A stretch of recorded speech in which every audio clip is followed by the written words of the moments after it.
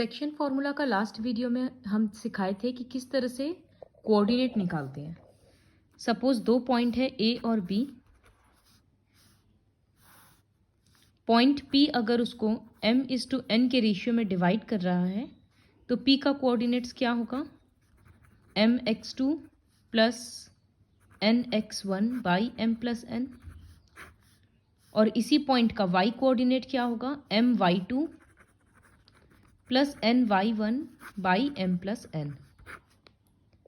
आज हम लोग बहुत सारा सम्स करेंगे जिसमें हम लोगों को रेशियो निकालना रहेगा। जैसे क्वेश्चन नंबर 4 बोला, find the ratio in which the line segment joining the points this and this is divided by this. तो ये जो फर्स्ट टू पॉइंट्स है ना, इसको हम ए और बी ले लेते हैं। तो दो पॉइंट है, एक -3, 10 ए है और 6, -8 बी है। एक ऐसा पॉइंट है, सपोज उसको P ले लेते हैं, उसका कोऑर्डिनेट है -1, 6। तो अब ये हम लोगों को बोलना है कि ये जो पॉइंट P है वो किस रेशियो में इसको डिवाइड कर रहा है। ये बात याद रखना कि जब भी फाइंड द रेशियो का क्वेश्चन आता है तो लेट द रेशियो भी m/n मत लेना, क्योंकि उसमें दो वेरिएबल हो जाएगा। तो हम लोग रेशियो लेंगे k/1। So let the ratio be k/1। अब अकॉर्डिंग टू सेक्शन फॉर्मूला या बाई सेक्शन फॉर्मूला बोल सकते हैं, coordinates of P, section formula के अकॉर्डिंग P का कोऑर्डिनेट्स क्या होगा अगर रेशियो k/1 है तो एक बार ये k इसके साथ मल्टीप्लाई होगा, या फर्स्ट स्टेप में हम फॉर्मूला लिखते हैं, coordinates of P equals to mx2 plus nx1 by m+n, और यहाँ लिखेंगे my2 plus ny1 by m+n, which implies, अब P का कोऑर्डिनेट्स तो ऑलरेडी पता है, -1, 6 इक्वल्स टू, यहाँ अगर हम लोग m और n के बदले k/1 पुट करें तो कोऑर्डिनेट्स क्या होगा, k के साथ 6 मल्टीप्लाई होगा तो वो बनेगा 6k, और पीछे का 1 के साथ -3 मल्टीप्लाई होगा तो वो -3 बन जाएगा, और नीचे में m+n मतलब k+1। फिर सामने वाला रेशियो के साथ पीछे का नंबर मतलब k इंटू -8 तो वो बनेगा -8k, और एक बार 1 के साथ 10 तो 1 इंटू 10 10 वो बन जाएगा +10। ये हो गया, ये सॉल्व तो और होगा नहीं। तो इसका मतलब क्या होता है कि सामने वाला नंबर ये x का कोऑर्डिनेट है और ये x का कोऑर्डिनेट है, तो ये दोनों एक दूसरे से इक्वल होगा ना। तो हम लिख सकते हैं now -1 equals to 6k - 3 by k+1, और ये पीछे का 6 किसके साथ इक्वल होगा, ये y कोऑर्डिनेट है तो ये y कोऑर्डिनेट के साथ इक्वल होगा।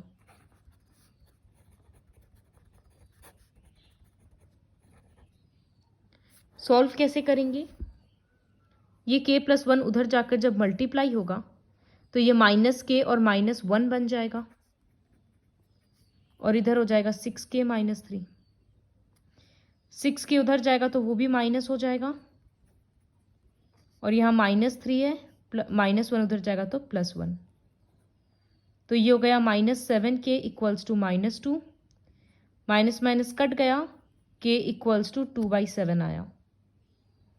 एक बार इधर में सॉल्व कर लेते हैं, ये k+1 जब उधर जाकर मल्टीप्लाई होगा तो याद रखना वो 6k + 6 होगा, 6 दोनों के साथ मल्टीप्लाई होगा।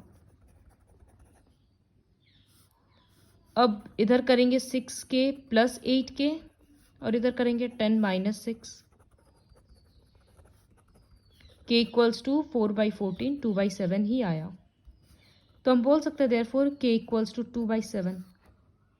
तो रेशियो मेरा क्या था, k/1, इसका मतलब 2/7 = 1, इसको हम लिख सकते हैं 2:7। ये 7 इधर अज्यूम करेंगे, क्यों, क्योंकि नीचे में 7 है ना, तो हम दोनों तरफ 7 मल्टीप्लाई कर देंगे, तो ये कट गया, तो बना ना 2:7। इतना नहीं सोचकर डायरेक्टली ऐसे कर देना कि required ratio equals to 2:7। Suppose k का आंसर 3 आता तो मेरा रेशियो तो 1 है, तो हम रेशियो बनाते 3:1। इस तरह से किया जाता है। तो इसमें हम लोग क्या किए, पहले रेशियो को k:1 अज्यूम किए और सेक्शन फॉर्मूला में के को पुट किए हर जगह पर। उसके बाद x के साथ x का वैल्यू को इक्वल कर दिए, y के साथ y का वैल्यू को इक्वल कर दिए, तो k का वैल्यू आ गया। अब क्वेश्चन 5 करेंगे। Find the ratio in which the line segment A and B is divided by the x-axis. Also find the coordinates of the point of division. तो इस क्वेश्चन में क्या करना है, रेशियो भी नहीं पता और ये भी नहीं पता कि वो बीच वाला पॉइंट का कोऑर्डिनेट्स क्या है। तो इसमें जैसे A और B पॉइंट लिए, इसका है वैल्यू 1, -5 और इसका होगा -4, 5। Let the point be P। Ratio तो k:1 लेंगे, समझ में आ गया। लेकिन एक बात ये भी है कि यहाँ पर क्लियरली लिखा है, देखो, find the ratio in which the line segment is divided by x axis. इसका मतलब ये जो पॉइंट है ये x एक्सिस के ऊपर है। तो अगर कोई पॉइंट x एक्सिस के ऊपर होता है उसका कोऑर्डिनेट x, 0 होता है। तो यहाँ लिखेंगे let the ratio be k:1 and the coordinate of point P on x axis equals to x, 0। अब हम लोग क्या करेंगे, by section formula, coordinates of P लिखेंगे। By section formula coordinates of P equals to, अब हम formula नहीं लिख रहे हैं, हम थोड़ा डायरेक्टली लिख रहे हैं। पहले क्या करेंगे, k को -4 के साथ मल्टीप्लाई, तो वो बनेगा -4k और 1 × 1 + 1 बाई m+n मतलब k+1। y का निकालने के लिए सामने का k पीछे का 5, तो 5k, यहाँ 1 के साथ -5 तो -5 बाई k+1। ये हम लोग फॉर्मूला के अकॉर्डिंग लिख लिए। नेक्स्ट स्टेप में क्या करेंगे, विच इम्प्लाइज देकर इसके नीचे x, 0 लिखेंगे और ये रिपीट करेंगे, क्योंकि P का कोऑर्डिनेट हम लोग x, 0 अज्यूम किए हैं।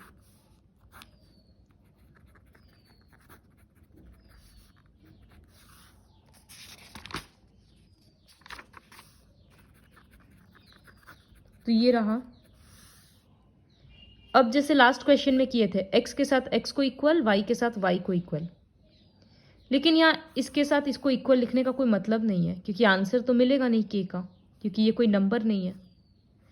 तो हम क्या करेंगे, पीछे का इसका y के साथ इसका y को इक्वल लिखेंगे। अब k+1 जब इधर जाकर मल्टीप्लाई होगा तो आंसर 0 के साथ मल्टीप्लाई होगा तो 0 ही आएगा। 5 उधर जाकर पॉजिटिव हो जाएगा तो k का वैल्यू 1 आ गया। Therefore required ratio equals to 1:1 हो गया। अब क्या करना है, 1:1 का रेशियो मतलब क्या हो गया, अगर पॉइंट P इक्वली दोनों को डिवाइड कर रहा है तो इसका मतलब P मिड पॉइंट है। तो therefore P is the mid point of AB। Thus coordinates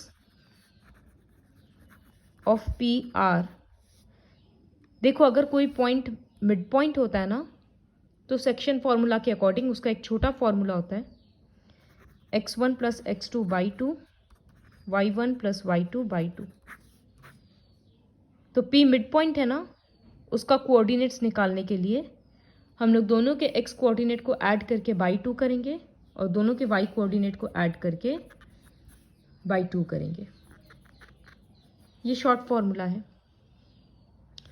तो यहाँ क्या हो जाएगा 1 प्लस माइनस 4 बाई 2 और y के लिए होगा -5 प्लस 5 बाई 2। यहाँ आ रहा है -3/2, 0। ये p का कोऑर्डिनेट्स है। तो यहाँ पर ये एक नया पार्ट बताए कि मिड पॉइंट अगर कोई होता है तो उसमें हम लोगों को इतना लिखना नहीं पड़ेगा कि mx1 mx2 plus nx1 by m plus n। क्यों? क्योंकि m और n तो दोनों 1 है, तो कोई वैल्यू नहीं है। और नीचे में m प्लस n लिखते हैं, वो तो 1 + 1 2 आ ही रहा है। इस वजह से ये फॉर्मूला आया है। तो हो गया ये क्वेश्चन जहाँ रेशियो भी निकाले और पॉइंट p जो था उसका कोऑर्डिनेट्स भी निकाले। फिर हम एक बार क्वेश्चन 6 करते हैं। यहाँ लिखा है, ये बहुत इंपॉर्टेंट क्वेश्चन है और काफ़ी इजी भी है। 4 पॉइंट दे दिया है, बोला ये चारों एक पैरेललोग्राम का वर्टिसेस है। तो देखो यहाँ पर y नहीं पता और यहाँ x नहीं पता। Are the vertices of a parallelogram taken in order. इसका मतलब चारों पॉइंट को ऑर्डरली लिखना है। जैसे ये a है तो फिर b c d, इस तरह से करना, बीच में जंप या शफल मत करना। तो a पॉइंट ये रहा, फिर 4, y, यहाँ x, 6 और यहाँ 3, 5। बहुत जन का तुम लोगों का हैबिट है, तुम लोग a b लिखता है फिर यहाँ c और d लिख देता है। ऐसे नहीं चलेगा, साइक्लिक ऑर्डर होना चाहिए। तो ये सारा हो गया पॉइंट्स चारों। यहाँ पर शॉर्ट ट्रिक ये है, अगर एक पैरेललोग्राम का हम लोग डायगनल्स को ज्वाइन करते हैं ना, तो रूल ये है कि डायगनल्स बाइसेक्ट ईच अदर। इसका मतलब ये और ये इक्वल होता है और ये इक्वल होता है। तो अगर ये और ये इक्वल है तो बोल सकते हैं कि O is the mid point of AC। उसी तरह से अगर इस तरह से देखें तो OB और OD इक्वल है तो बोल सकते हैं O is the mid point of BD। इस लॉजिक से हम लोग करेंगे। तो देखो यहां लिखते हैं from the figure.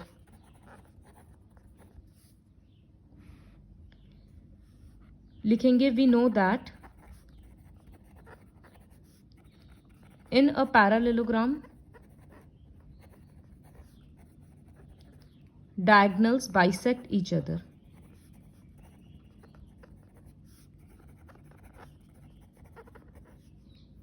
therefore OA equals to OC होगा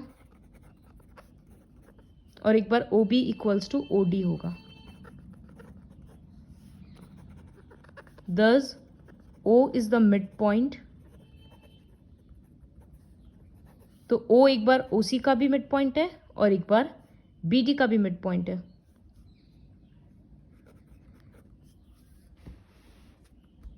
अब हम O का कोऑर्डिनेट्स निकालते हैं। अज्यूम करते हैं कि वो AC का मिड पॉइंट है। तो यहां लिखेंगे if O is the mid point of AC then coordinates of O equals to, अभी अभी क्या बताए थे कोऑर्डिनेट्स क्या होता है अगर कोई मिड पॉइंट है तो x1 + x2/2 y1 + y2/2। तो यहाँ पर एंड पॉइंट्स क्या है A और C, मतलब दोनों का x कोऑर्डिनेट और y कोऑर्डिनेट को ऐड करना है। तो ये होगा 4 + 1/2 और यहाँ होगा 6 + 2/2। ये बन रहा है 5/2 और यहाँ 6 + 2 8 आएगा, 8/2 4 हो जाएगा। तो ये आ गया कोऑर्डिनेट। अब इसके बाद क्या करना है, ओके सॉरी ये x है 4 नहीं है, तो ये होगा 1 + x होगा और यहाँ ठीक है। तो इसका कोऑर्डिनेट एक्चुअली में क्या बन रहा है x + 1/2 और यहाँ पर 4।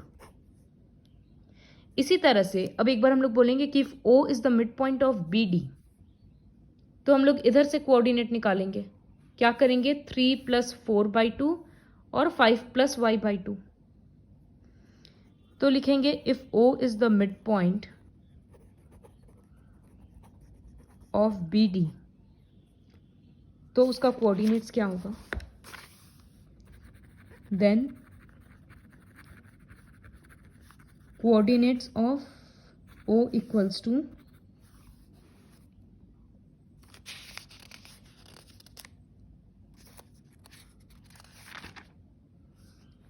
एक बार लिखना है 4 + 3/2 और एक बार है 5 + y/2। तो ये हो रहा है 7/2 और 5 + y/2। लेकिन देखो पॉइंट ओ तो सेम ही है ना, ओ तो एक ही पॉइंट है। अगर हम इधर से कैलकुलेट करके कोऑर्डिनेट निकाल रहे हैं और इधर से निकाल रहे हैं, तो दोनों कोऑर्डिनेट्स एक्चुअली इक्वल होना चाहिए ना। तो यहाँ अकॉर्डिंग टू प्रॉब्लम क्या लिखेंगे, जो मेरा दोनों कोऑर्डिनेट आया, एक आया x + 1/2, 4 और दूसरा कोऑर्डिनेट अभी आया 7/2, 5 + y/2। तो ये दोनों कोऑर्डिनेट्स एक्चुअली इक्वल है क्योंकि दोनों ओ का ही कोऑर्डिनेट है। तो इसका मतलब क्या है, दोनों का पहला पहला इक्वल होगा। तो विच इम्प्लाइज x + 1/2 = 7/2 और इधर होगा 4 = 5 + y/2। यहाँ तो 2 2 कट गया, तो x = 6 आ गया और यहाँ पर 2 क्रॉस मल्टीप्लाई होके 8 बन जाएगा, तो y का वैल्यू 3 आ गया। तो आ गया x और y का वैल्यू। तो ये पैरेललोग्राम वाला टाइप का क्वेश्चन थोड़ा सा याद करना बहुत सिंपल हो जाएगा उसके बाद, कि एक बार इस तरफ से मिड पॉइंट निकालना है और एक बार इस तरफ से, फिर दोनों का वैल्यू इक्वल कर देना है। एक बार फॉर्मूला हम दोबारा समझाएंगे कि मिड पॉइंट वाला फॉर्मूला हम इस तरह से क्यों यूज कर रहे हैं, x1 + x2/2 और y1 + y2/2। मिड पॉइंट कब होता है, जब इक्वल रेशियो रहता है 1:1 का। तो m/n क्या रहेगा, 1:1। अब हम लोग कोऑर्डिनेट क्या सीखे हैं, mx2 + mx1 nx1 और सीखे हैं my2 + ny1/m+n। तो अब यहाँ m और n के बदले क्या बैठाएंगे, 1 और 1, तो 1 × x2 x2 बन जाएगा, ये x1 बन जाएगा और 1 + 1 2 बन गया। फिर ये भी 1 है तो बस y2, उसी तरह से ये y1 और y2 बन गया। तो ये वाला स्टेप हम इसीलिए नहीं दिखाकर डायरेक्टली बोल रहे हैं कि मिड पॉइंट जब रहता है तब ये फॉर्मूला होता है। अब करेंगे क्वेश्चन नंबर 7। इस तरह का क्वेश्चन RS अग्रवाल में भी है। बोला find the coordinates of A where AB is the diameter of a circle. तो AB डायामीटर है और उसका सेंटर है, सेंटर का नाम नहीं दिया है, उसका कोऑर्डिनेट्स दिया है 2, -3। हम सेंटर को O लिख दिए। तो A का कोऑर्डिनेट्स निकालना है, इसको लिखते हैं x, y। सेंटर का कोऑर्डिनेट्स दे दिया और B का कोऑर्डिनेट दिया है 1, 4। तो अगर ये एक डायामीटर है, OA और OB इक्वल होगा क्योंकि दोनों रेडियस है, तो O मिड पॉइंट हो जा रहा है ना। तो यहां लिखेंगे let the centre be CO और कोऑर्डिनेट है 2, -3। बोलेंगे here O is the mid point of AB, thus coordinates of O equals to क्या होगा, x1 + x2 होता है तो यहाँ x + 1/2 और इस तरफ लिखेंगे y + 4/2। लेकिन x का O का कोऑर्डिनेट्स तो हमको ऑलरेडी पता है 2, -3।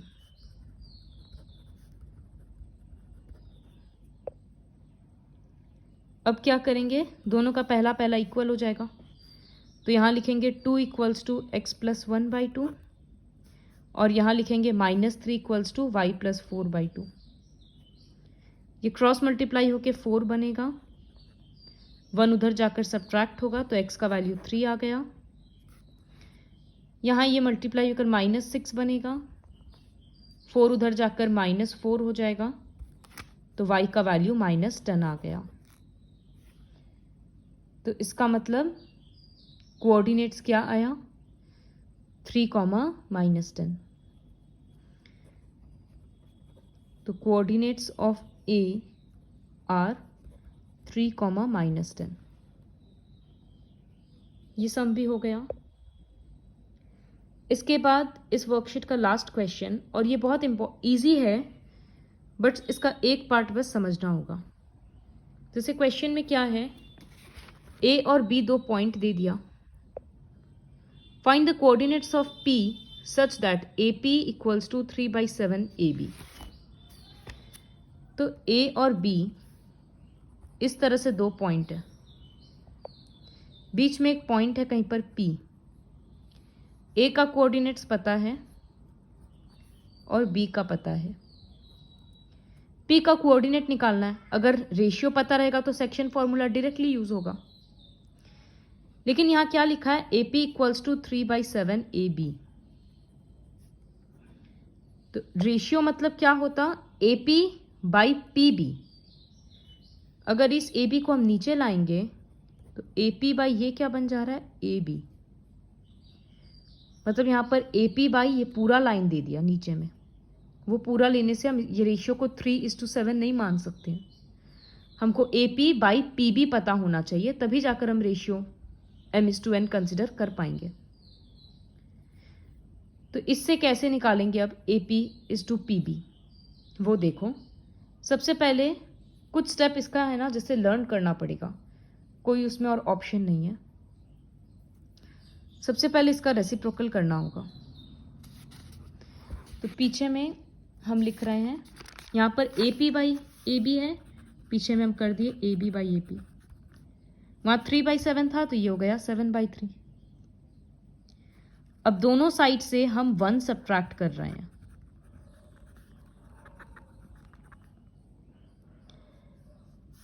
तो यहां पर एलसीएम क्या बनेगा, AP। तो ये बनेगा AB माइनस AP, और ये बन जाएगा इस तरह से। तो ये तो हो गया 4/3, और यहां नीचे में AP रहेगा। ऊपर में क्या है, AB माइनस AP, तो मतलब AB से AP हट गया तो क्या बचा, BP या PB। तो लिख दिए PB। हमको रेशियो क्या चाहिए था, यहाँ A है, यहाँ B है और यहाँ P है।